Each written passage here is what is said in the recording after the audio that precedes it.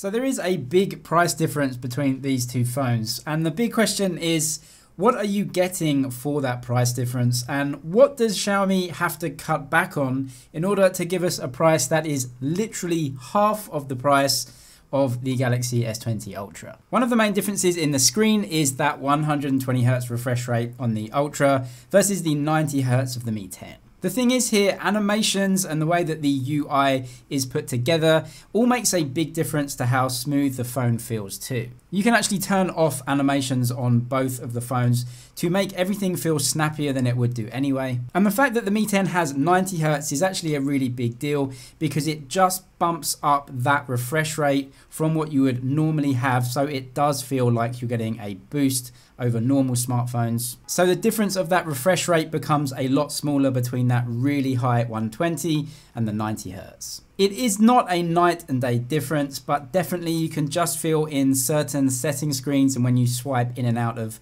certain apps, that 120Hz refresh rate just is so buttery smooth. Somewhere where it might make a slightly big difference is in games, but at the moment there aren't really that many games that support 120Hz anyway. PUBG, for example, supports 90Hz. And in relation to the colors and the quality of the screen, the contrast ratios, viewing angles and everything else apart from the refresh rate, these two screens are so good. They really are at the top end in terms of smartphone screens. And anyway, Samsung makes both of these panels, so you know you're going to get two amazing screens, and there isn't too much difference in the way they're calibrated. An area where I think Xiaomi have massively improved is in audio, and I think it actually slightly outdoes the S20 Ultra. The Ultra has gone for this minimalist design at the top, and there is just this absolutely minuscule earpiece at the very top of the phone in the top bezel. And there is stereo sound in the Ultra, but because there's no dedicated speaker box there and the earpiece is so small, it doesn't seem to me it quite has the richness of, for example,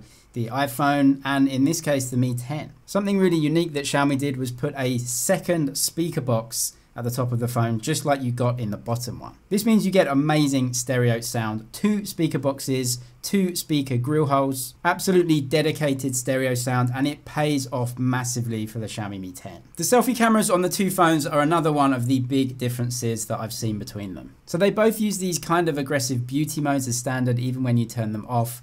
They're definitely still using them to an extent. On the Mi 10, you can definitely tell that they are sharpening the image digitally. This isn't a natural sharpness from the image sensor, but put on digitally afterwards. On the Samsung, it tends to soften everything in the image, including your skin, and that's definitely a beauty mode. I personally tend to lean a little more towards the Samsung in how it actually took the photograph, but using the Mi 10, I've got some good images out of that one too. However, overall, on average, I think I personally would get more shots out of the Samsung that I would like as opposed to the Mi 10. When it comes to video as well, you can have a look at my camera test to see some side-by-sides in video.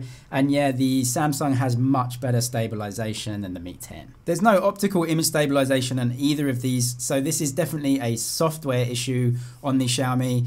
And that's a good thing actually, because it can easily be fixed if Xiaomi want to put the resources towards updating that software. When it comes to the back cameras, again, you can have a look at the camera comparison to see all of the actual results that you can get from them. But when it comes to using the phones and using the camera apps, you can tell Samsung has spent a lot of time and money developing this. It is a little bit easier on the Samsung to go through all of the zoom ranges. And remember, this thing goes to 100 times zoom. You get a nice little pop-up menu that takes you all the way through 2, 4, 5, 10, 20, 30, and so on.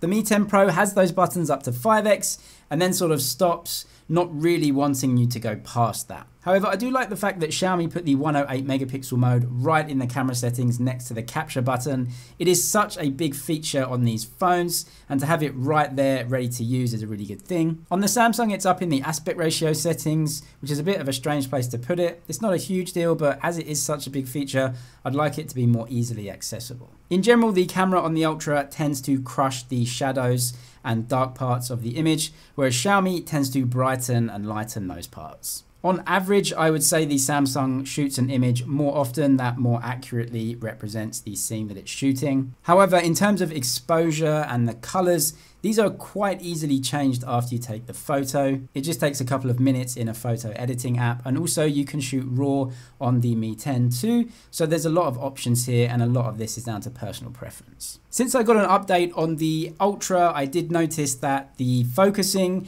definitely has got a lot better. It still hunts a little bit when you're taking video, and I'm sure it will get better with more updates, but it is important to know because you don't get any of those issues on the Mi 10. Haptic feedback on both of the phones is roughly the same. Xiaomi have put a good haptics engine in the Mi 10, which is a big upgrade from previous versions, to bring it more in line with what we saw in the Ultra. Xiaomi upped the price of their flagship this year 50% from the Mi 9 into the Mi 10 Pro.